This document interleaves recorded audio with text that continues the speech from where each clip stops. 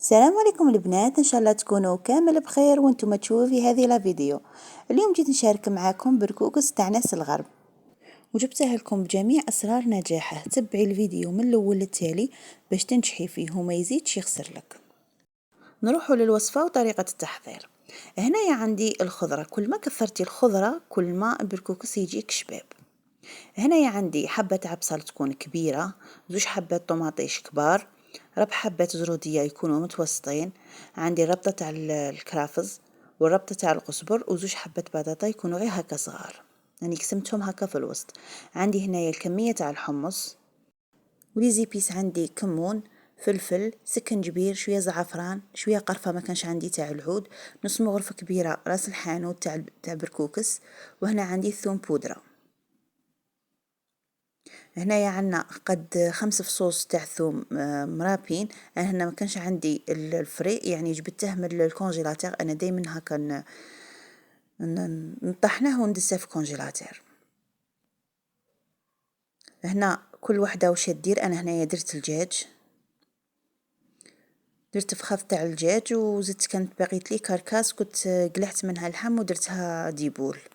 هنا انا نعطيكم سر من اسرار الطياب، يعني دائما في اي حاجه ماشي شرط غير البركوكس، يعني ديري اي حاجه تبي تطيبيها هكا جايه مرقه، لازم القلي، لازم تقلي الدجاج مع الزيت. هو اول خطوه تديريها، اول خطوه تديريها هي تقلي الدجاج مع الزيت، ومن بعد عاد تضيفي البصل. ما تضيفيش البصل مع الدجاج والزيت وتروحي تقليهم، لا، ديري الدجاج والبصل، ديري الدجاج والزيت وقليهم مليح، ومن بعد عاد ضيفي البصل. هنايا درت 2 مغارف وشويه اللي كانت باقيه درتها زيت، خليتهم يتقلاو. هنايا جبت الكميه تاع البركوكس تاعي، ضفت عليها الماء عادي.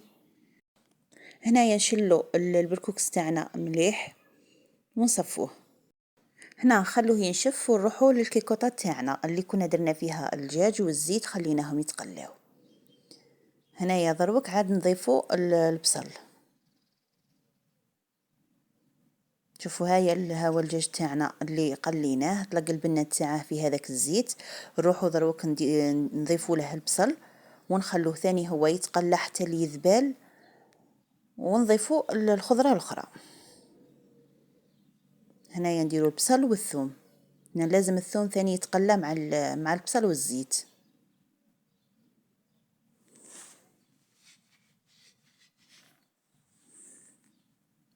وهنا بعد ما تقلاو لي نضيف الطماطيش، ثاني الطماطيش خلوها حتى اللي تذبال وتطلق الماء تاعها.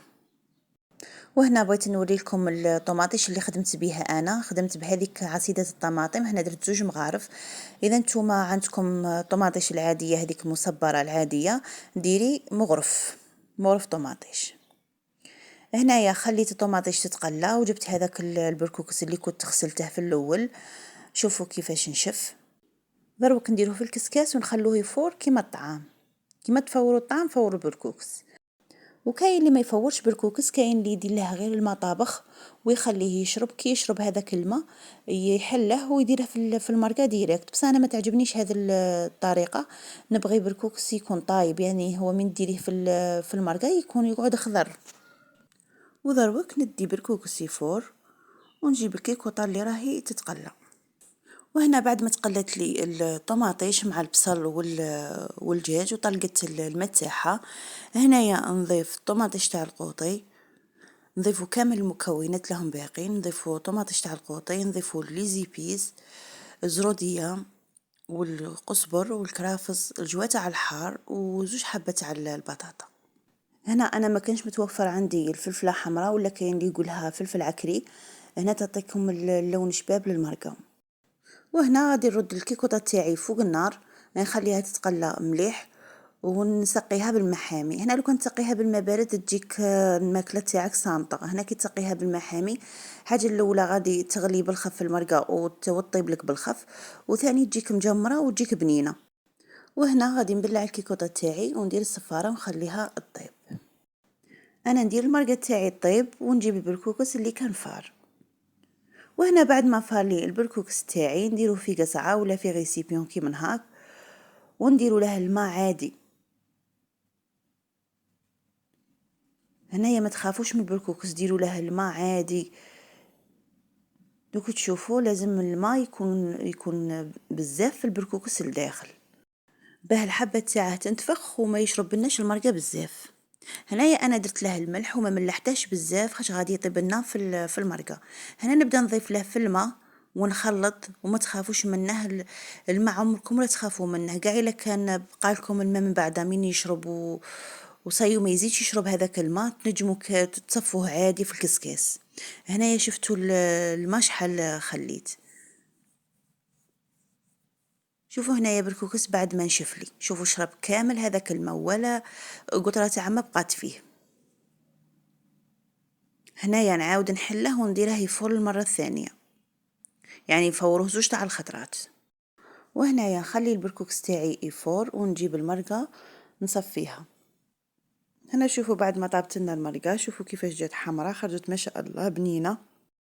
وانا هنا كنت صفيت المرقه قلعت الدجاج قلعت شويه تاع الحمص اللي غادي نزينو به وقلعت شويه تاع الخضره اللي غادي نطحنها. انا هنايا طحنتها ورديت في المرقه تاعي مي ما رديتهاش كاع. شوفوا المرقه كي خليتها ما خليتهاش ثقيله بزاف خاطر غادي نزيدوا لها البركوكس ثاني غادي يثقلها. وهنا نقعدوا نضيفوا في بركوكس ونخلطوا بمغرف تسقيه باه ما نكثروش بركوكس على المرقه وتجينا من بعدها ناشفه وتجي يابسه ما تجيش شابه. هنايا انا نخليها طيب ونضيف لها مغرفه كبيره تاع راس الحانوت تاع بركوكس. ما نضيفوش راس الحانوت تاع الحريره هذاك الحلو ما يجيش شباب فيها. نضيفوا راس الحانوت تاع بركوكس ونخلوها طيب.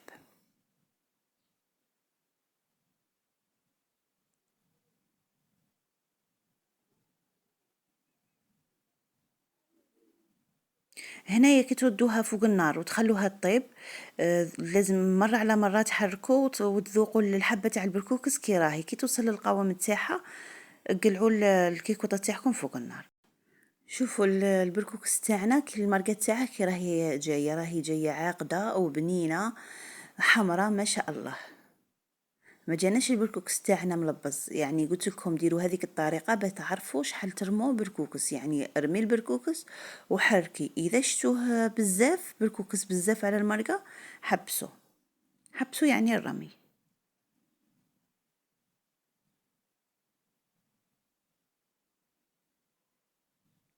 هنا انا نبغي ندير فوقه راس الحانوت وندير هكا الحمص ونحطه مع الجوا تاع الحار اللي درناه في المرقه طاب معاها. انا هنايا ما كانش عندي ليبول. هنا لو كانت تكون عندكم ليبول ديروا ليبول في المرقه تاعكم تجي بنينه بالبزاف. هنا نديروا الدجاج هكا في الوسط.